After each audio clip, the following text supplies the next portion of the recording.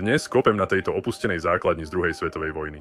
Pozrime sa, čo sa nám podarí nájsť. Prvá vec, ktorú som objavil, bola identifikačná známka vojaka. Po očistení od špiny som zistil, že tento vojak sa volal Harry a pochádzal zo Stocktonu v Kalifornii. Narukoval v roku 1941. Pozrite sa na toto. Či tomu veríte alebo nie, toto je vlastne kus mydla. Je úžasné, že prežilo v Zemi takmer 80 rokov. Len dávajte pozor, aby vám nevypadlo z rúk. Ďalšia vec, ktorú som našiel, bol tento super vreckový nožík. Každý americký vojak mal jeden taký.